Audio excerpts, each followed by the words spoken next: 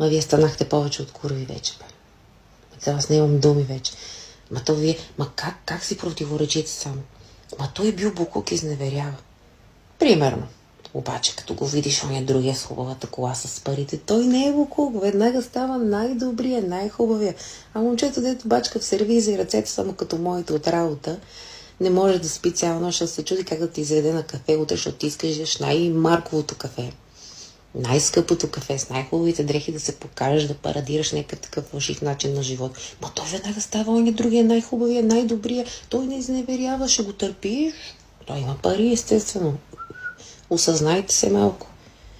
Това начин на живот американски, дето искате да го водите, не е за вас. Българки сте. Вече не е модерно да си софиянка. Модерно е да си добро момиче, ма ти не знаеш да му сготвиш една мусака миличка. Ти не знаеш да му изпържиш едни яйца. Ма ти не искаш да го изпереш, защото ти не си слугиня. Ти си Ким Кардашиано, да извайснеш коя си ти. Вие искате само. Вие изисквате. Пари, пари, пари, пари. Мъжа не е само за пари. Мъжа също може да обича. Повярвайте ми, компанията ми е само мъжка и знам как разсъждава един мъж. И той обича много повече, отколкото обича една жена. Обаче вие не си заслужавате. Как искате да привлечете мъж, който е добър? Не го разбирам. Няма как да стане. Добрия мъж няма да те търси в дискотеката на съседното си пари другиране и не знаеш къде се намираш. Добрия мъж иска добра жена. Не е слугиня, пак казвам, защото вие ще почнете се аз не съм слугиня, аз не съм готвачка, аз не съм готвачка си и слугиня ще бъдеш, когато го обичаш даже.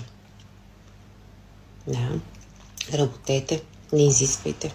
Един мъж не ви е длъжен. Сега сте на 20, на 25, на 30, като станете на 40, 45, че искате семейства. Няма, защото той, дето работи в... Забравих на български как беше. В сервиза, с мръсните ръце. Не му дадохте шанс, нали? Обаче дадохте на оня другия. Дето дойде с лъвата кола. Мърши! И после мъжете им били виновни. Мъжете са много по-добри от вас специално. И 90% сте такива всичките. Айде, замислете се малко. Идете по бачките малко, намерете си втора работа, ако трябва, за да може да си платите сметка, защото той не ви е длъжен. Ама после ще го търсите оня от сервиза.